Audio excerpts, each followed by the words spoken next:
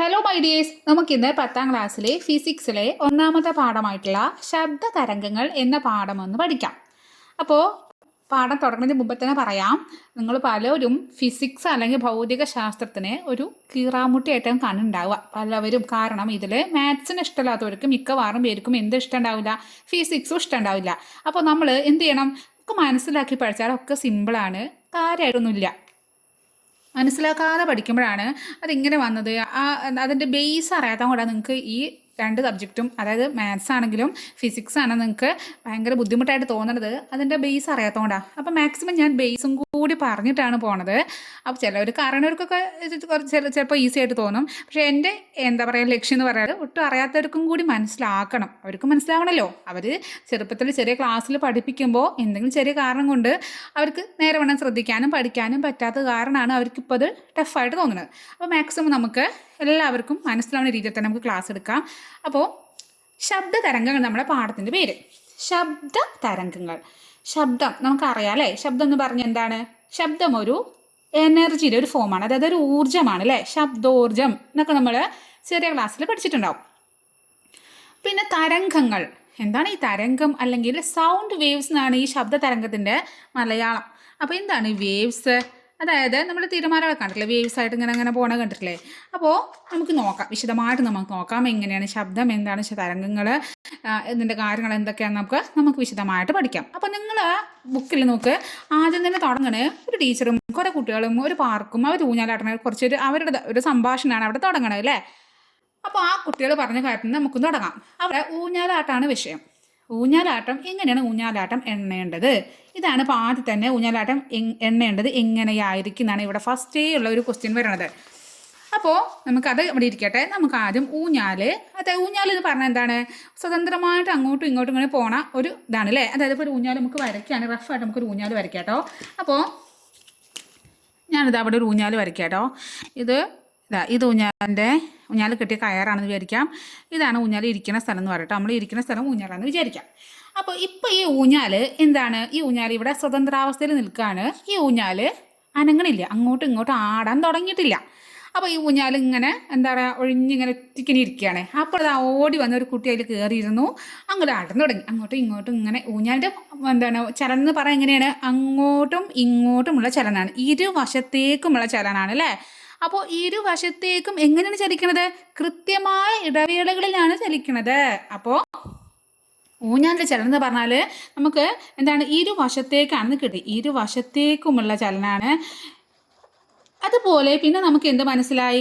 അത് അതായത് കൃത്യമായിട്ട് ഇവിടെ പറഞ്ഞാൽ ഇവിടെ നിന്ന് അങ്ങോട്ട് പോകണ അതേ സമയമാണ് ഇവിടെ നിന്ന് ഇങ്ങോട്ട് എടുക്കുക. അല്ലെങ്കിൽ ഇവിടേക്ക് കുറേ സ്പീഡിൽ പോയി എന്നാൽ ഇനി കുറച്ച് ബാക്കിലേക്ക് കുറച്ച് സ്പീഡിൽ കുറച്ച് വരാം, കുറച്ച് പതുക്കെ വരാൻ വേണ്ടി ഇങ്ങോട്ട് പതുക്കെ വരും, അല്ലെങ്കിൽ ഇങ്ങോട്ടും അങ്ങോട്ട് പോയി. അങ്ങനെയല്ലല്ലോ, എല്ലാം ഒരേ കൃത്യമായ ഇടവേള പറഞ്ഞാൽ ഒരേ സമയമാണ് ഇതിൻ്റെ എടുക്കണത്. അങ്ങോട്ടും ഇങ്ങോട്ടും പോകാനുള്ള സമയം എന്താണ്? കൃത്യമാണെന്നാണ് പറയണത്. അപ്പോൾ ഇരുവശത്തേക്കും കൃത്യമായ ഇടവേളയിൽ ഒരു വസ്തു ചലിക്കുകയാണ് അല്ലേ, അങ്ങോട്ടും ഇങ്ങോട്ടും ഇങ്ങനെ ചലിക്കുകയാണ്. അതാണ് നമ്മുടെ ഊഞ്ഞാലിൻ്റെ ചലനം. ചലനം എന്ന് പറഞ്ഞാൽ മോഷൻ. ഊഞ്ഞാൽ എങ്ങനെയാണ് മൂവ് ചെയ്യണത്, എങ്ങനെയാണ് ഊഞ്ഞാൽ ചലിക്കണത്? കൃത്യമായ ഇടവേളകളിൽ ഇരുവശത്തേക്കും പോവാണ്. അതെങ്ങനെയാണ് ഇതിനാസ്പദം? ഇപ്പോൾ നമ്മൾ ഇരുവശത്തേക്കെന്ന് പറയുമ്പോൾ നമ്മളിപ്പോൾ ഇവിടെ എടുക്കുകയാണ്, ഇവിടെ നിന്നിട്ട് ഇരുവശത്തേക്ക് പറഞ്ഞാൽ അങ്ങോട്ട് പോകണ്ടല്ലോ, ഇങ്ങോട്ട് വരില്ല എന്ന് പറയും. അപ്പോൾ നമ്മൾ ഏതിനാസ്പദമാക്കിയിട്ട് എടുക്കുക? നമ്മൾ ഇത് ഈ അവസ്ഥയിൽ ഇതിൻ്റെ ഇരുവശത്തേക്ക് അല്ലേ. ഇപ്പോൾ ഊഞ്ഞാലിങ്ങനെ മിണ്ടാതെ ഇവിടെ ഇരിക്കുകയാണെങ്കിൽ ഈ ഊഞ്ഞാലിൻ്റെ ഇരുവശം എന്ന് പറഞ്ഞാൽ ഇങ്ങോട്ടും ഇങ്ങോട്ടും ഇങ്ങോട്ടും ഇങ്ങോട്ടും. അല്ലാതെ നമ്മളിപ്പോൾ ഇവിടെ വെച്ചിട്ടാണ് എടുക്കണം, അങ്ങോട്ട് മാത്രമേ പോകണ്ടാവുള്ളൂ, ഇങ്ങനെ ഉണ്ടാവുള്ളൂ. അപ്പോൾ നമ്മൾ ഏതിനാസ്പദമാക്കിയിട്ടാണ് പറയണത്? ഈ സ്വതന്ത്രാവസ്ഥയിൽ നിൽക്കണ ഈ ഊഞ്ഞാലിൻ്റെ ഈ അവസ്ഥയിൽ ഇങ്ങനെ നിൽക്കണ ഈ അവസ്ഥയ്ക്ക് ഈ ഒരു പേര് പറയും. എന്താണ് അറിയോ? ഇതിൻ്റെ സ്ഥാനത്ത് നമ്മൾ പറയും തുലനസ്ഥാനം. തുലനസ്ഥാനം. അപ്പോൾ ഇരുവശത്തേക്കും കൃത്യമായ ഇടവേളയിൽ ഒരു വസ്തു ചലിക്കുകയാണ്. ഏതിനാസ്പദമാക്കിയിട്ടാണ്? തുലനസ്ഥാനത്തെ ആസ്പദമാക്കി. അപ്പോൾ ഇവിടെ തുലനസ്ഥാനത്തെ ആസ്പദമാക്കി ഒരു വസ്തു ഇരുവശത്തേക്കും ചലിക്കുകയാണ് നമ്മുടെ ഊഞ്ഞാലല്ലേ, തുലനസ്ഥാനത്തെ ആസ്പദമാക്കിയിട്ട്. അപ്പോൾ തുലനസ്ഥാനത്തെ ആസ്പദമാക്കി ഒരു വസ്തു കൃത്യമായ ഇടവേളകളിൽ ഇരുവശത്തേക്കുമുള്ള ചലനമാണ് ഊഞ്ഞാലിൻ്റെ ചലനം. അപ്പോൾ ഇങ്ങനെ ഈ ഊഞ്ഞാലിൻ്റെ ചലനത്തിന് ഊഞ്ഞാലിൻ്റെ ചലനം ഇങ്ങനെ അതെങ്ങനെയാണ് ചോദിക്കുമ്പോൾ നമ്മൾ ഇരുവശത്തേക്കും കൃത്യമായ ഇടവേളയിൽ തുലന സ്ഥാനത്ത് ആസ്പദമാക്കി ഒരു വസ്തു ചലിക്കുന്നതാണ് ഊഞ്ഞാലിൻ്റെ ചലനം എന്ന് പറയുന്നത്. ഇതിന് മൊത്തത്തിൽ നമ്മളൊരു പേര് കൊടുത്തു. ഈ ചലനങ്ങൾക്കൊക്കെ പേരുണ്ട്. അപ്പോൾ ഈ ചലനത്തിന് നമ്മൾ കൊടുത്ത പേരാണ് എന്താ അറിയോ? ദോലനം. നിങ്ങൾക്ക് അറിയായിരിക്കും, നിങ്ങൾക്ക് ഈ ചാപ്റ്റർ സ്കൂളിൽ കഴിഞ്ഞിട്ടുണ്ടായിരിക്കും, പലർക്കും അറിയായിരിക്കും. പക്ഷെ മനസ്സിലാവാത്തവർക്കാണ് ഞാനിത് പറയണത്. ദോലനം. അപ്പോൾ ദോലനത്തിൻ്റെ ഡെഫിനിഷൻ ചോദിക്കുകയാണ്. ദോലനം എന്തെന്ന് ചോദിക്കുമ്പോൾ എന്തൊക്കെ പോയിന്റ്സ് വരണം? ഇരുവശത്തേക്കും വരണം, കൃത്യമായ ഇടവേള വരണം, തുലന സ്ഥാനത്ത് ആസ്പദമാക്കിയിട്ട് ഒരു വസ്തു തുലന സ്ഥാനത്തെ ആസ്പദമാക്കി കൃത്യമായ ഇടവേളയിൽ ഇരുവശത്തേക്കുമുള്ള ചലനമാണ് ദോലനം. അപ്പോൾ ഊഞ്ഞാലിൻ്റെ ചലനം എന്താണ്? ദോലനമാണ്. അങ്ങനെ ദോലനം പോലെ ചലനിക്കണ വേറെ പല വസ്തുക്കളും നമ്മളെ ചുറ്റുപാട് നോക്കി നമുക്ക് കാണാൻ പറ്റും. ഒരു പെൻഡുലം, അതായത് ക്ലോക്കിൽ, ചില വീട്ടിലെ ക്ലോക്കിൽ പെൻഡുലം ആയിരിക്കും, അങ്ങോട്ടും ഇങ്ങോട്ടും ഇങ്ങനെ മണിയടിച്ചിട്ട് അങ്ങനെ ആടുന്ന ഒരു സാധനമില്ലേ ഊഞ്ഞാലിൻ്റെ പോലെ. അപ്പോൾ അല്ലെങ്കിൽ ഒരു നൂലിൽ നമ്മളൊരു ചരടോ നൂലെടുത്തിട്ട് അതിൻ്റെ അറ്റത്ത് ഒരു കല്ല് കെട്ടി വെച്ച് എന്നിട്ട് അങ്ങോട്ട് ഇങ്ങനെ ആട്ടി വിടുകയാണ്. അതൊക്കെ എന്താണ്? അതൊക്കെ ദോലനമാണ്. ദോലന ചലനത്തിന് ഉദാഹരണങ്ങളാണ്. ഇനി നമ്മൾ ഊഞ്ഞാലിലോട്ട് വരാം. ഇത് തുലന സ്ഥാനാണ്. എന്നിട്ട് ഈ കുട്ടികൾ പറഞ്ഞത് എങ്ങനെയാണ് ഊഞ്ഞാലാട്ടം എണ്ണേണ്ടതെന്ന ചോദ്യം.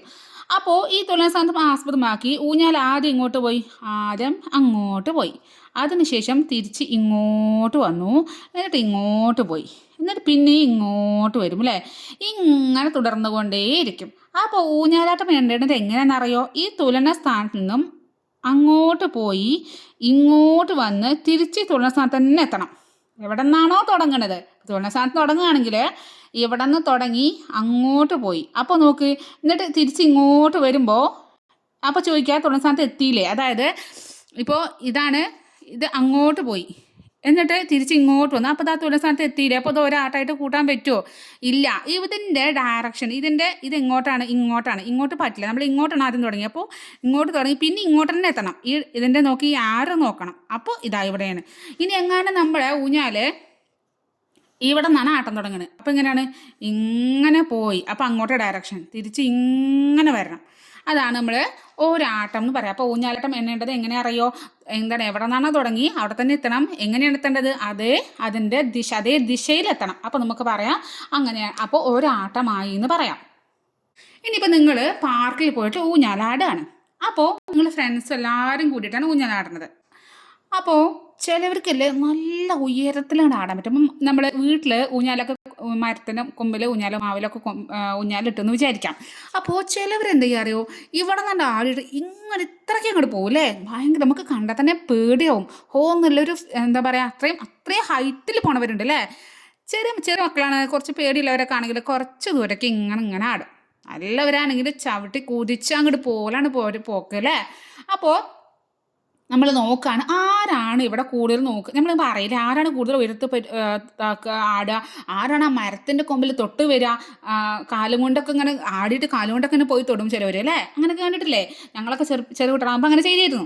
അപ്പോൾ ആരാണ് കൂടുതൽ പോയി എന്നുള്ളത് നമ്മൾ ഫിസിക്സിൻ്റെ ഭാഷയിൽ കൂടുതൽ ഊഞ്ഞാലാടുമ്പോൾ ഈ ഒരു വശത്തേക്ക് എത്ര ദൂരം കൂടുതൽ പോയി എന്നുള്ളതിന് നമ്മളൊരു പേര് പറയും.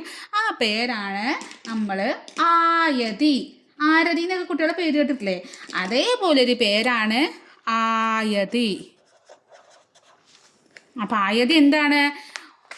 എവിടെ നിന്നാണ് പോണത്? ഈ തുലന സ്ഥാനത്ത് നിന്നാണ് പോണത്. എങ്ങോട്ടാണ് പോണത്? ഒരു വശത്തേക്കാണ് പോണത്. പരമാവധി പോണ ദൂരം, അതായത് പരമാവധി പറഞ്ഞാൽ എത്ര ഹൈറ്റിൽ, അതിന് പരമാവധി ഇല്ല. സ്ഥാനത്തിൻ്റെ സ്ഥാനാന്തരം. അപ്പോൾ ഇത് പരമാവധി ഒരു വശത്തേക്ക് പോണ ഒരു വസ്തു. ഇവിടെ പോലെ തന്നെ ഏതിനാസ്പദമാക്കിയിട്ടാണ് പറയണ്ടോ. നമ്മൾ എവിടെ നിന്നാണ് അതായത് ഒരു കാര്യം പറയുമ്പോൾ നമ്മളതിൻ്റെ കാരണം എവിടെ എന്താണെന്നൊക്കെ പറയണ്ടേ. അപ്പോൾ ഇവിടെ നിന്നല്ല തുടങ്ങണം. ഇവിടെ നിന്ന് പോയിട്ട് പരമാവധി അതല്ല പറയണത്. നമ്മുടെ തുലന സ്ഥാനത്തിന് ആസ്പദമാക്കി ഒരു വസ്തു ഒരു വശത്തേക്ക് ഒരു വസ്തുവിൻ്റെ പരമാവധി സ്ഥാനാന്തരത്തിന് പറയുന്ന പേരാണ് ആയതി. അപ്പോൾ ആയതിൻ്റെ ചോദിച്ചാൽ എന്തൊക്കെ വേണം? തുലനസ്ഥാനം വേണം. തുലനസ്ഥാനം വിട്ടുള്ള ഒരു കളിയില്ല നമുക്ക്. തുലനസ്ഥാനത്തെ ആസ്പദമാക്കിയിട്ടാണ് എങ്ങോട്ടാണ്? ഒരു വശത്തേക്കാണ്, ഒരു വശം വേണം. അതുപോലെ പിന്നെ എന്ത് വേണം? പരമാവധി അത് വേണം. കാരണം ദൂരം പോയത് ആരാ നോക്കണ്ടേ. അതിനാണ് പരമാവധി സ്ഥാനാന്തരം. അപ്പോൾ അത് നമ്മൾ പറയാം ആയതി. ഇനി ആയതി എന്നുള്ളതിൻ്റെ ഇംഗ്ലീഷ് വേർഡ് ആംപ്ലിറ്റ്യൂഡ് എന്നാണ്. അപ്പോൾ ഈ ആയതി ആംപ്ലിറ്റ്യൂഡ്. അപ്പോൾ ആംപ്ലിറ്റ്യൂഡ് എന്നത് ഫസ്റ്റ് ലെറ്റർ എ എന്നാണ്. സ്മോൾ ലെറ്റർ എ കൊണ്ടാണ് നമ്മൾ ആയതിനെ സൂചിപ്പിക്കുക. അപ്പോൾ ആ എന്ന് പറയുമ്പോൾ നമ്മൾ ഇംഗ്ലീഷിലെ ലെറ്റർ എ എന്നല്ലേ, എൻ്റെ സൗണ്ട് എന്താണ്? ആ. ആപ്പിൾ എന്നൊക്കെ പറയുമ്പോൾ എ എന്നല്ലേ ഫസ്റ്റ് വരിക. അതുപോലെ ആ എ, അത് ആലോചിക്കുക. അപ്പോൾ ആംപ്ലിറ്റ്യൂഡ് നമ്മൾ കാണിക്കുന്ന ഇംഗ്ലീഷിൽ വേർഡ് ലെറ്റർ എന്താണ്? സ്മോൾ ലെറ്റർ എ ആണ്. ഇനി നമുക്ക് ഇതിൻ്റെ യൂണിറ്റ് നോക്കാം. നമ്മൾ പറഞ്ഞു ഓരോരുത്തർ ആയത്. ഇപ്പോൾ എല്ലാവരും കൂടെ ആടെ പോയി നിൻ്റെ ആയത് എത്ര, ഓരോരുത്തർ ആയത് നോക്കണം. ആർക്കാണ് കൂടുതൽ ആയത് ഉണ്ടാവുക നോക്കുക. അതായത് ആരാ കൂടുതൽ ഉയരത്തിൽ പോവുക, കൂടുതൽ ഒരു ലക്ഷത്തേക്ക് കൂടുതൽ മൂവി ആരാണെന്ന് നോക്കേണ്ടത്. അപ്പോൾ ആയതൊക്കെ പറഞ്ഞു അങ്ങനെ കണ്ടുപിടിച്ചു, നോട്ട് ബുക്കിൽ എഴുതി. ഒരാൾ 10, ഒരാൾ 20, ഒരാൾ 40, ഒരാൾ 50 എന്നൊക്കെ എഴുതി. അപ്പോൾ വന്നിട്ട് നോക്കുമ്പോൾ എന്താ ഈ 10, എന്താ 20, എന്താ 30, ഇതിൻ്റെ യൂണിറ്റ് വേണ്ടേ? അതായത് മീറ്റർ ആണോ, സെൻറ്റിമീറ്റർ ആണോ, മില്ലിമീറ്റർ ആണോ, കിലോമീറ്റർ ആണോ എന്നൊക്കെ നമ്മൾ പറയണ്ടേ. കാരണം ദൂരം നമ്മൾ ഇങ്ങനെയല്ലേ പറയാം അല്ലേ, മീറ്റർ, കിലോമീറ്റർ, സെൻറ്റിമീറ്റർ എന്നൊക്കെ പറയാം ദൂരത്തിന് അളക്കുമ്പോൾ. അപ്പോൾ ഇവിടെ ഇപ്പോൾ ഒരാൾ ആടിയ ദൂരം, നമ്മൾ ദൂരം പറയുമ്പോൾ നമ്മളെപ്പോഴും ദൂരത്തിൻ്റെ SI യൂണിറ്റ്, കാരണം എല്ലാവരും ഒരുപോലെ പറയണം അല്ല. ഒരാൾ സെൻറ്റിമീറ്റർ പറഞ്ഞു, ഒരാൾ കിലോമീറ്റർ പറഞ്ഞു, ഒരാൾ മില്ലിമീറ്റർ പറഞ്ഞു, ഒരാൾ മീറ്റർ പറഞ്ഞു എന്നൊക്കെ പറഞ്ഞാൽ ഡിഫറെൻ്റ് ആയിട്ട് എല്ലാതും വ്യത്യസ്തമായിരിക്കും. അപ്പോൾ എല്ലാവരും ഒരേപോലെ വരണാലേ നമുക്ക് അതിനെ കമ്പയർ ചെയ്യാനെന്നൊക്കെ പറ്റുള്ളൂ. അപ്പോൾ മൊത്തത്തിൽ ലോകം മൊത്തം നീളം അളക്കാൻ, അതായത് ലെങ്ത്ത് മെഷർ ചെയ്യാൻ ഒരു യൂണിറ്റ് എന്താക്കിയിട്ടുണ്ട്? SI യൂണിറ്റ് ആക്കിയിട്ട് എടുത്തിട്ടുണ്ട്. ആ യൂണിറ്റാണ് മീറ്റർ. ഇവിടെ നമ്മുടെ ദൂരമല്ലേ അളക്കണത്, കാരണം ഇവിടെ നിന്നുള്ള ഇങ്ങോട്ടുള്ള ദൂരമല്ലേ അളക്കണത്. അപ്പോൾ അത് നമ്മൾ അളക്കണത് എന്തിലാണ്? മീറ്ററിലാണ്. അപ്പോൾ ആയതിനെക്കുറിച്ച് ആയത് എന്താണ്? തുടർസ്ഥാനത്ത് ആസ്പദമാക്കി ഒരു വശത്തേക്കുള്ള പരമാവധി സ്ഥാനാന്തരത്തിനാണ് നമ്മൾ പറയുക ആയതി. സ്മോൾ ലെറ്റർ എ കൊണ്ട് സൂചിപ്പിക്കും. അതിൻ്റെ യൂണിറ്റ് എന്താണ്? മീറ്ററാണ്. ഇത്ര കാര്യം മനസ്സിലായോ? ഇപ്പോൾ ദോലനവും ആയതിയും മനസ്സിലായി. ഇനി നമ്മൾ നോക്കാട്ടോ. ഇപ്പം നമുക്ക് ഓരോരുത്തരുടെ ആയത് എടുക്കാൻ നമുക്ക് മനസ്സിലായി, ദോലനം എന്താണെന്ന് മനസ്സിലായി. ഇനി നമ്മൾ എന്താ ചെയ്യണമെന്ന് അറിയോ? ഓരോരുത്തരും ആട്ടണം ഇങ്ങനെ നോക്കുകയാണ്. അപ്പോൾ എല്ലാവരും ഫ്രണ്ട്സ്, നിങ്ങളെ ചങ്കുകൾ, നിങ്ങളെ കസിൻസും അല്ലെങ്കിൽ ഫ്രണ്ട്സ് എല്ലാവരും ഉണ്ട് കൂടെ ഇങ്ങനെ നിൽക്കുകയാണ്. അപ്പോൾ ഓരോ ആട്ടത്തിനും എത്ര സമയം എടുക്കേണ്ടത് ഇങ്ങനെ നോക്കുകയാണ് ഇരുന്നിട്ട് പണി. ഒരു നോട്ട് ബുക്ക് എടുത്തിട്ടുണ്ട് എല്ലാവരും. എന്താണ് ഇന്നത്തെ ഗെയിം? അതാണ്. എല്ലാവരും ഫ്രണ്ട്സ് എല്ലാവരും നേരം നിന്നു. ഓരോരുത്തർ ആദ്യം ആർക്കാണ് കൂടുതൽ ആയതുള്ളത് നോക്കി, അത് കണ്ടുപിടിച്ചു. ഇനി നോക്കുകയാണ് ആരാണ്, അതായത് എത്ര സമയം ഒരു ദോലനം, അതായത് ഒരാട്ടം ആടാൻ എത്ര സമയമാണ് എടുക്കണത് നോക്കാണ്. അപ്പോൾ അതിനൊരു കളി ഉണ്ടാക്കി നോട്ട് ബുക്കിൽ. എന്തുണ്ടാക്കിയറിയാം? എങ്ങനെ അറിയോ? ഇപ്പോൾ നോട്ട് ബുക്കിൽ നിങ്ങൾ ഇങ്ങനെ ഒരു ബോക്സ് ഉണ്ടാക്കി, എന്നിട്ട് ഓരോരുത്തർ പേര് എഴുതി. ഇപ്പോൾ നെയിം എന്ന് എഴുതിയിട്ട് നമ്മൾ കളിക്കാറില്ല, അതുപോലെ ഗെയിമുകളൊക്കെ കളിക്കില്ല. നെയിം എഴുതിയിട്ട് ഇവിടെ അനു, മിന്നു, സോനു, ഗീതു എന്നൊക്കെ എഴുതിയിട്ട് പേരുകൾ എഴുതി. എന്നിട്ട് ആദ്യം എഴുതിയത് എന്താ പറയുക? ആയതി. ഓരോരുത്തരും ആയത് എത്ര എഴുതി? അനുവിന് 1 മീറ്ററാണ്, മിന്നുവിന് 1.5 മീറ്ററാണ് എന്നൊക്കെ പറഞ്ഞിട്ട് നമ്മൾ അങ്ങനെ എഴുതി. അടുത്ത കളിയിൽ നമ്മൾ എഴുതാണ് ഒരു ദോലനത്തിൻ്റെ സമയം. ഓരോരുത്തരും ഒരാട്ടം, അതായത് ഒരാട്ടം എന്ന് പറഞ്ഞാൽ എന്താണ്? ഒരു ദോലനം. അങ്ങനെ ഒരു ദോലനത്തിന് അങ്ങോട്ട് പോയി ഇങ്ങോട്ട് പോയി ആ നടുക്ക് തൊഴിൽ സ്ഥലത്തിന് എത്തുന്ന ആ സമയത്തിന് ഓരോരുത്തരുള്ള ആട്ടത്തിൻ്റെ സമയം നോക്കുകയാണ്. അപ്പോൾ ഇവിടെ ഒരു ദോലനത്തിനുള്ള സമയം എന്നൊക്കെ എഴുതുമ്പോൾ വേസ്റ്റ് അല്ലേ, നമുക്ക് ഇതിൻ്റെ പേര് കൊടുക്കണ്ടേ? യെസ്, അതിൻ്റെ പേരാണ് എന്താ പറയുക? പീരിയഡ്. എന്താണ് സ്കൂളിലൊക്കെ നമ്മൾ പീരിയഡ് പറയില്ലേ? എത്ര പീരിയഡ്? നമ്മൾ 8 പീരിയഡ് ഉണ്ടായിരിക്കും എന്നൊക്കെ പറയില്ലേ? അപ്പോൾ അതിന് പറയണ പീരിയഡ്. പീരിയഡ് പറഞ്ഞാൽ എന്താണ്? ഒരു ദോലനത്തിനുള്ള സമയം. അതായത് ക്ലാസ്സിൽ നമ്മൾ സ്കൂളിൽ മൊത്തത്തിൽ പീരിയഡ് പറയുമ്പോൾ ഒരു വിഷയം എടുക്കാനുള്ള സമയം നമ്മൾ ഒരു പീരിയഡ് പറയാം അല്ലേ? ഒരു പീരിയഡ്. അപ്പോൾ മാത്സിൻ്റെ ഒരു പീരിയഡ് പറഞ്ഞാൽ ആ മാത്സ് ഒരു വിഷയം എടുക്കാണ്ട് പീരിയഡ്. അടുത്ത പീരിയഡ് വേറെ വിഷയം ഉണ്ടാവുക അല്ലേ? അങ്ങനെ ആലോചിക്കുക. അതായത് ഒരു ദോലനത്തിനുള്ള സമയമാണ് പീരിയഡ്. അപ്പോൾ പീരിയഡ് എൻ്റെ ലെറ്റർ എന്ന് പറഞ്ഞാൽ സമയം പറഞ്ഞാൽ ടൈമാണ് അല്ലേ? ടൈമിൻ്റെ ഫസ്റ്റ് T അല്ലേ? അപ്പോൾ പീരിയഡ് നമ്മൾ കാണിക്കുക ക്യാപിറ്റൽ ലെറ്റർ T കൊണ്ടാണ്. ഇതേപോലെ നമ്മളിപ്പോൾ എഴുതാണ്. നമ്മളിവിടെ അങ്ങനെ കോളം ഉണ്ടാക്കിയിട്ട് നമ്മൾ എഴുതുമ്പോൾ പീരിയഡ് എഴുതി. ഓരോരുത്തരെ അനുവിൻ്റെ സമയം എത്രയും നോക്കുമ്പോൾ നമ്മൾ എഴുതി. ഇപ്പോൾ ഒരു ദോലനത്തിന് സമയം പറഞ്ഞാൽ നമുക്ക് എഴുതി 5 സെക്കൻഡ്, അല്ലെങ്കിൽ ഇപ്പോൾ 5 സെക്കൻഡ്. അടുത്ത ആൾ നോക്കിയപ്പോൾ അടുത്ത ആൾ എഴുതിക്കണേ അറിയോ? 1 മിനിറ്റ് എന്ന് എഴുതിക്കണു. അങ്ങനെ അപ്പോൾ മിനിറ്റും സെക്കൻഡും ഒക്കെ പാടെ കൂടി കലർത്തി എഴുതിയാൽ എന്താവും? കൺഫ്യൂഷൻ ആവും. അപ്പോൾ എന്താ ചെയ്യുക? അത് നമ്മുടെ SI യൂണിറ്റ് എടുക്കണം. നമ്മൾ ആയതിക്ക് SI യൂണിറ്റ് മീറ്റർ പറഞ്ഞില്ലേ? ആയതിൻ്റെ SI യൂണിറ്റ് മീറ്ററാണ്. അതുപോലെ നമ്മുടെ ടൈം പീരിയഡിൻ്റെ, അതായത് പീരിയഡിൻ്റെ SI യൂണിറ്റ് സമയമാണ്. സമയത്തിൻ്റെ SI യൂണിറ്റ് എന്ന് പറഞ്ഞാൽ എന്താ പറയുക? സെക്കൻഡാണ്. സെക്കൻഡ്. അപ്പോൾ നമ്മൾ സമയം എപ്പോഴും പറയുമ്പോൾ സെക്കൻഡിലാണ് നമ്മൾ പറയേണ്ടത്. അതായത് ഇവിടുത്തെ SI യൂണിറ്റ് പറഞ്ഞാൽ എന്താണ്, സെക്കൻഡിലാണ്. അതായത് നമ്മൾ സെക്കൻഡ് എത്ര നമ്മൾ ടൈം നോക്കുമ്പോൾ സെക്കൻഡ് കേട്ടല്ലേ മിനിറ്റ് പറയാം. യെസ്, അപ്പോൾ സെക്കൻഡ്. അപ്പോൾ ഇവിടെ നമുക്ക് വിശദമായിട്ട് പ്രോബ്ലം പറയുമ്പോൾ, അതായത് ക്വസ്റ്റ്യൻസ് ഇങ്ങനെ ഇതെന്താ പ്രോബ്ലംസ് ചെയ്യുമ്പോൾ നമുക്ക് ടൈം മാറ്റണമൊക്കെ ചിലപ്പോൾ നമുക്ക് അവറിൽ തരും, ചിലപ്പോൾ നമുക്ക് മിനിറ്റിൽ തരും. അതിനൊക്കെ നമുക്ക് എന്താക്കി മാറ്റേണ്ടി വരും, സെക്കൻഡിലാക്കി മാറ്റേണ്ടി വരും കേട്ടോ. അപ്പോൾ അവിടെ നമുക്ക് വിശദമായിട്ട് പറയാം. ആദ്യം കാര്യങ്ങൾ വിശദമായിട്ട് മനസ്സിലാക്കുക. അപ്പോൾ നമ്മൾ പഠിച്ചു ധോരണം, ആയതി, പീരിയഡ് കഴിഞ്ഞു. അപ്പോൾ ഇനി ഒരു കോളം കൂടി ഉണ്ട്. അതായത് ഇവരുടെ കളിയിൽ പീരിയഡും കഴിഞ്ഞു, ഇനി ഒരു കോളം കൂടി ഉണ്ട്. ആ കോളത്തിൽ എന്താണെന്നറിയോ, ഇവർ ഒരു കോളത്തിൻ്റെ സമയമൊക്കെ എടുത്തു. ഇനി ഒരു സെക്കൻഡിൽ എത്ര ആടുണ്ട് നോക്കാം. അതായത് ഒരു സെക്കൻഡിൽ ഓരോരുത്തർക്കും എത്ര ദോലനം ഉണ്ടാവുന്നുണ്ട്, ഒരു സെക്കൻഡിൽ എത്ര ആട്ടം ആടുക നോക്കാം.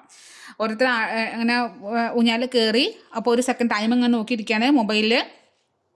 എന്താണ് മൊബൈലാണല്ലോ ആയിക്കോട്ടെ, മൊബൈൽ എന്തെങ്കിലും സമയം നോക്കട്ടെ, വാച്ചിലോ മൊബൈൽ അല്ലെങ്കിൽ നമുക്ക് സ്റ്റോപ്പ് വാച്ചൊക്കെ ഇങ്ങനെ നമ്മൾ എടുത്തിട്ട് നമ്മൾ ഒരു സെക്കൻഡ് ടൈം കേട്ടോ, ഒറ്റ സെക്കൻഡ് അതിൽ എത്ര ദോലം ഉണ്ടാവും, അതായത് എത്ര ആട്ടം ആടാൻ പറ്റുമോ? നമുക്ക് പറയാം, നമുക്ക് ജസ്റ്റ് ഇങ്ങനെ മനസ്സിലാക്കാൻ വേണ്ടി പറയാം കേട്ടോ. അപ്പോൾ ഒരു സെക്കൻഡിൽ ഉണ്ടാകുന്ന ആട്ടങ്ങളുടെ എണ്ണം എന്നൊക്കെ എഴുതുമ്പോൾ തന്നെ നമ്മളെ ചെറിയ നോട്ട് ബുക്കാണ് എടുത്തതേ, സ്ഥലമല്ലേ. അപ്പോൾ അതിന് ചെറിയ വാക്ക് ഉണ്ടാക്കണ്ടേ? യെസ്, അങ്ങനെ ഉണ്ടാക്കിയതാണ് നമ്മൾ ആവൃത്തി. നല്ല വൃത്തിക്കാരനാണ് ആവൃത്തി. ഏത് വൃത്തി? ആവൃത്തി. ഏത് വൃത്തിയാണ്? ആവൃത്തി. ആ വൃത്തി എന്താണ്? ഒരു സെക്കൻഡിൽ ഉണ്ടാകുന്ന ദോലനങ്ങളുടെ എണ്ണം. അപ്പോൾ നമ്മുടെ ബോക്സ് ഫുള്ളായിട്ടോ.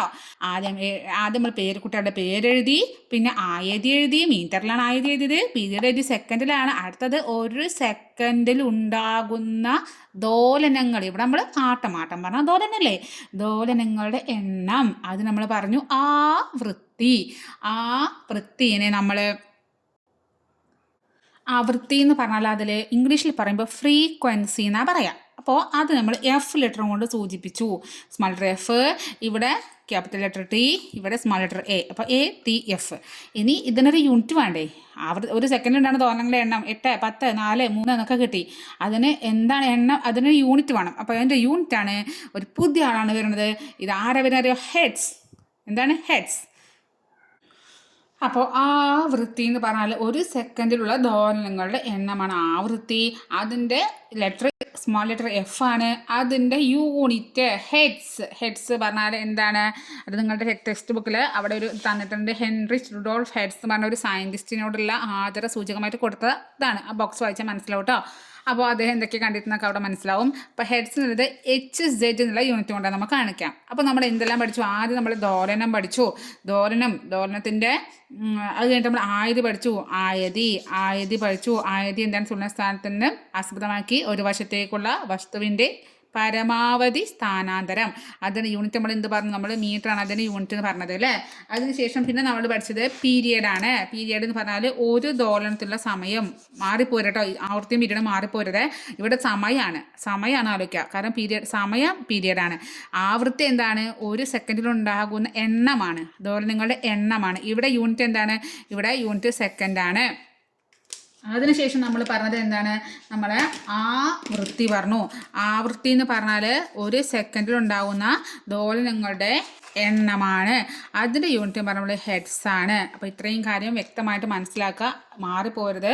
അതിനുശേഷം നമുക്കിനി ഓരോന്ന് കൂടുമ്പോൾ, അതായത് നീളം കൂടുമ്പോൾ എന്ത് ചെയ്യും, അല്ലെങ്കിൽ പ്രോബ്ലംസ് ഒക്കെ ചെയ്യണമെങ്കിലുണ്ട് ഇത് ശരിക്കും മനസ്സിലാക്കണം. അപ്പോൾ ഇത്രയും കാര്യം മനസ്സിലായെന്ന് വിചാരിക്കണു. അപ്പോൾ നിങ്ങളുടെ ടെക്സ്റ്റ് ബുക്കിൽ ഇവിടെ ഒരു ക്വസ്റ്റ്യൻ കൊടുത്തിട്ടുണ്ട്. ഇതവിടെ 30 ദോലനങ്ങൾക്ക് 1 മിനിറ്റ് സമയം എടുക്കുന്ന ഒരു പെൻഡുലം ഒരു ദോലനം പൂർത്തിയാക്കാൻ എത്ര സമയം എടുക്കും? അപ്പോൾ സമയമാണ് കാണേണ്ടത്. സമയം കാണാന്ന് പറഞ്ഞാൽ നമ്മൾ എന്താണത് കാണേണ്ടത്? നമുക്ക് അറിയാം. ഇവിടെ ഒരു ദോലനത്തിലുള്ള സമയം, നമ്മുടെ സമയം പറഞ്ഞാൽ അത് എന്താണ്? അത് നമ്മളെ പീരിയഡാണ്. പീരിയഡ് അതായത് സെക്കൻഡിൽ കാണുന്നതാണ്. അപ്പോൾ ഇവിടെ ക്വസ്റ്റ്യൻ എന്താണ്? 30 ദോലനങ്ങൾക്ക് 1 മിനിറ്റ് സമയം എടുക്കും. 30 ദോലനങ്ങൾക്ക്. അങ്ങനെയാണെങ്കിൽ ഒരു ദോലനം പൂർത്തിയാക്കാൻ എത്ര സമയം? അപ്പോൾ ഒരു ദോലനത്തിലുള്ള സമയം, ഇവിടെ ഒരു ദോലനത്തിലുള്ള സമയമാണ് പീരിയഡ്. അപ്പോൾ ഇവിടെ എന്താ കാണേണ്ടത്? നമ്മൾ പീരിയഡാണ് ഇവിടെ കാണേണ്ടത്. അപ്പോൾ നന്നായിട്ട് ശ്രദ്ധിക്കുക. ഇവിടെ നമുക്ക് തന്നിട്ടുണ്ട് 30 ദോലനം. 30 ദോലനത്തിന് 1 മിനിറ്റ് സമയം എടുക്കുമെന്ന് പറഞ്ഞു. 1 മിനിറ്റ് സമയം. 1 മിനിറ്റ് സമയം എടുക്കും എന്ന് പറഞ്ഞു. അപ്പോൾ ചാടി കയറിയിട്ട് 1 മിനിറ്റ് നമ്മൾ എടുക്കാൻ പാടില്ല. നമ്മുടെ എസ് യൂണിറ്റ് സമയത്തിൻ്റെ എസ് യൂണിറ്റ് നമ്മൾ പറഞ്ഞിട്ടുണ്ട് സെക്കൻഡ് ആണെന്ന് പറഞ്ഞിട്ടുണ്ട്. അപ്പം തന്നെ മിനിറ്റിന് എന്താക്കണം, സെക്കൻഡിലോട്ട് മാറ്റണം. മിനിറ്റിലാണ് തന്നിരിക്കണമെന്നുണ്ടെങ്കിൽ സെക്കൻഡിലേക്ക് ആക്കാൻ എന്താണ്, ഈ മിനിറ്റിനെ × 60 ചെയ്യുക. അതായത് 1 × 60 സെക്കൻഡ്. എങ്ങാനും നമുക്ക് ഇവിടെ എന്താണ് തന്നിരിക്കുന്നത് 1 മിനിറ്റിന് പകരം ഒരു 2 മിനിറ്റ്, $30 2 മിനിറ്റ് സമയം എന്നാണ് തന്നു വിചാരിച്ചു. അപ്പോൾ ഇവിടെ നമ്മൾ സെക്കൻഡ് എടുക്കുമ്പോൾ എന്ത് ചെയ്യുക, ഈ തന്നതിനെ × 60 ചെയ്യാം. അപ്പോൾ എന്താണ് 2 × 60 120 സെക്കൻഡ് എന്ന് കിട്ടും. ഇവിടെ നമുക്ക് 1 മിനിറ്റ് തന്നുകൊണ്ട് എന്താണ് 1 മിനിറ്റ്, അതിന് നമുക്ക് 60 സെക്കൻഡ് എന്ന് കിട്ടി. അതായത് 30 ദോലനങ്ങൾക്ക് 60 സെക്കൻഡ് സമയം എടുക്കും. 30 ദോലനങ്ങൾക്ക് 60 സെക്കൻഡ് സമയം എടുക്കുമെന്ന് മനസ്സിലായി. ഇനി നമുക്ക് കാണേണ്ടത് ഒരു ദോലനത്തിന് എത്ര സമയം എടുക്കും എന്നാണ് നമുക്ക് കാണേണ്ടത് അല്ലേ. അപ്പോൾ നമ്മൾ എന്താ ചെയ്യാന്നറിയോ, ഇവിടെ അറിയാത്തവർക്ക് പറയുന്നത് 30ന് 60 30 60 സെക്കൻഡ് എടുക്കാം. അപ്പോൾ നമുക്ക് ഒന്നിനെ കാണുക എന്ത് ചെയ്യാം, ഇവിടെ 1 ആക്കണം. നമുക്ക് ഒരു എളുപ്പ വഴിയാണ്. എന്താണ്, ഈ 30നെ × 1 എന്ന് എഴുതാം. എന്താണ് ഇവിടെ ദോലനം കേട്ടോ. അപ്പോൾ ഇവിടെ ദോലനം ഉണ്ടാവും. = ഇവിടെ എന്താണ് 60 സെക്കൻഡിന് കിട്ടിയിട്ടുണ്ട്. എന്നിട്ട് എന്ത് ചെയ്യാം, ഈ ഒരു ദോലനം എന്നുള്ള സംഭവമല്ലേ, ഇതിനെ മാത്രം ഇവിടെ നിർത്തി. ഈ ഒരു ദോലനത്തിന് നിർത്തി, നമുക്ക് അതല്ലേ കാണണ്ടേ. അപ്പോൾ ഒരു ദോലനം ഈക്വലിൻ്റെ അപ്പുറം ഓൾറെഡി എന്തുണ്ട്, 60 ഉണ്ട്. ഇവിടെ സെക്കൻഡ് ഉണ്ട് കേട്ടോ, 60 ഉണ്ട്. പിന്നെ നമ്മൾ എന്ത് ചെയ്തു അറിയോ, ഈ 30നെ ഇപ്പുറത്തെ ഒരു ദോലനം മാത്രം ആക്കണം എന്നുണ്ടെങ്കിൽ ഈ 30നെ അങ്ങോട്ട് കൊണ്ടുപോകണം അല്ലേ. 30 × 1 ആണ് ചെയ്തത്. അപ്പോൾ ഈ 30 നമ്മൾ അങ്ങോട്ട് കൊണ്ടുപോകുമ്പോൾ ഇവിടെ 30നെ ഇവിടെ ഗുണനാണ് ചെയ്തത്. അത് അങ്ങോട്ട് പോകുമ്പോൾ ഹാരനായിട്ട് മാറിയപ്പോൾ ÷ 30 വന്നു.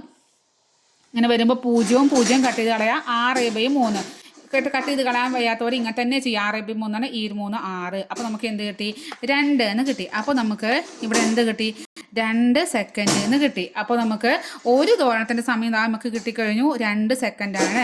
ഒരു ദോലനത്തിൻ്റെ സമയം 2 സെക്കൻഡ്. ഒരു ദോലന സമയം പറയുമ്പോൾ നമുക്ക് എന്താ കിട്ടിയത്, T = 2 സെക്കൻഡ് എന്ന് കിട്ടി. അതായത് ടൈം പീരിയഡ് 2 സെക്കൻഡിന് കിട്ടി. മനസ്സിലായോ ഇങ്ങനെ ചെയ്യാന്ന്. ഇനി ടെക്സ്റ്റ് ബുക്കിൽ ഇവിടെ ഇതേ പെൻഡുലം 1 സെക്കൻഡിൽ എത്ര ദോലനങ്ങൾ പൂർത്തിയാക്കും. 1 സെക്കൻഡിലുള്ള ദോലനങ്ങളുടെ എണ്ണം നമുക്കറിയാം. എണ്ണം വരുമ്പോൾ ആവൃത്തിയാണ് വരിക. 1 സെക്കൻഡിലുള്ള ദോലനങ്ങളുടെ എണ്ണം പറയുമ്പോൾ നമുക്ക് എന്താ വരിക, ആവൃത്തിയാണ് കാണേണ്ടത്. അപ്പോൾ ഇവിടെ നമുക്കറിയാം 1 സെക്കൻഡ്, അതായത് 1 സെക്കൻഡിൽ എത്ര എണ്ണം എന്നാണ് നമുക്ക് അറിയേണ്ടത്. എത്ര എണ്ണം എന്നാണ് അറിയേണ്ടത്. അപ്പോൾ നമുക്കറിയണം എന്താണ്, ഒരു ദോലനത്തിലുള്ള സമയം നമുക്കറിയാം. എത്ര നമുക്ക് കിട്ടിയത്, 2 സെക്കൻഡിൽ നിന്ന് കിട്ടിയില്ലേ. അപ്പോൾ നമുക്ക് കിട്ടിയിട്ടുണ്ട് 2 സെക്കൻഡ് എടുക്കുമ്പോഴാണ് ഒരു ദോലനം. ഇതാണ് ഇപ്പോൾ നമുക്ക് കിട്ടിയത്. ഇപ്പോഴത്തെ അതേ ക്വസ്റ്റ്യൻ, ഇപ്പോഴത്തെ ഇവിടെ നമ്മൾ ചെയ്ത ക്വസ്റ്റ്യൻ ഇല്ല, അതേ അതിൻ്റെ ഇതിലാണ് ആവർത്തി കാണാം കേട്ടോ.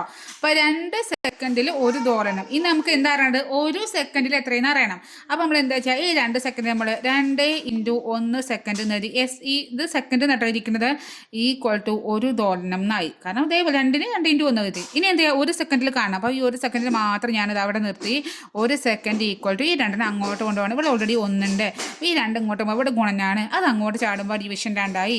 ഇത്ര ദോലനായി. അപ്പോൾ 1 സെക്കൻഡിൽ 1/2 പറയുമ്പോൾ ഹാഫാണല്ലേ. ഹാഫ് പറഞ്ഞാൽ നമുക്കറിയാം. ഞാൻ അറിയാത്തവർക്ക് എന്ത് ചെയ്യുക, 1/2 ഇങ്ങനെ തന്നെ ചെയ്യാം. അപ്പോൾ 1ൽ 2 ഇല്ല. അപ്പോൾ നമ്മൾ എന്ത് ചെയ്യുക, ഇവിടെ ഒരു 0 ഇട്ട് കൊടുക്കും, ഇവിടെ ഒരു പോയിന്റ് ഇട്ട് കൊടുത്തു. എന്നിട്ട് 10ൽ 2 5 ആണ്. 5 10. അപ്പോൾ 0, അപ്പോൾ 0.5. അപ്പോൾ 0.5 ഇടുമ്പോൾ ഇവിടെ 0 ഇട്ട് കൊടുക്കും. ഇവിടെ 0 ഇട്ട് കൊടുത്ത ഒരു കുഴപ്പമില്ല കേട്ടോ. ഈ പോയിന്റ് നമ്മൾ കാണാൻ വേണ്ടിയിട്ടാണ്. അപ്പോൾ 0.5 എന്ന് കിട്ടി. ഇതാണ് ഇത്രയും ഹെഡ്സ് ആയിരിക്കും. കാരണം ഇതെന്താണ്, നമ്മൾ ആവൃത്തിയാണ്. 1 സെക്കൻഡിലുള്ള ദോലനങ്ങളുടെ എണ്ണമാണ് ആവൃത്തി. അപ്പോൾ ആവൃത്തിയും പിന്നെ നമ്മുടെ ആയതിയും പിന്നെ നമ്മുടെ പീരിയഡും വളരെ വ്യക്തമായിട്ട് മനസ്സിലായി ഞാൻ വിചാരിക്കട്ടെ. നമുക്കിതിൻ്റെ ബാക്കി ഇവിടെ നമ്മൾ ബേസ്, ഇവിടെ നമ്മൾ ചാപ്റ്റർ തുടങ്ങണത്. അപ്പോൾ ഇനി നമുക്ക് ഇതിൻ്റെ പ്രോബ്ലംസൊക്കെ വളരെ സിമ്പിളായിട്ട് തന്നെ ചെയ്യാം. അപ്പോൾ നിങ്ങൾ എന്ത് ചെയ്യണം, നിങ്ങൾ ഇത് നന്നായിട്ട് മനസ്സിലാക്കുക. ഇനി അടുത്ത ക്ലാസ്സിൽ നമുക്ക് ഇതിൻ്റെ ബാക്കി പറയാം. അപ്പോൾ അല്ലെങ്കിൽ ടൈം ഒരുപാടാവും. അപ്പോൾ ക്ലാസ് ഇഷ്ടപ്പെട്ടവർ മനസ്സിലായി എന്നുള്ളവർ എന്ത് ചെയ്യണം, സബ്സ്ക്രൈബ് ബട്ടൺ ഒന്ന് പ്രസ് ചെയ്തിട്ടൊന്ന് സപ്പോർട്ട് ചെയ്യില്ലേ. അതുപോലെ ലൈക്ക് ചെയ്യുക. നിങ്ങളുടെ ഫ്രണ്ട്സിനും കൂടി ഷെയർ ചെയ്ത് കൊടുക്കണം. Okay, by.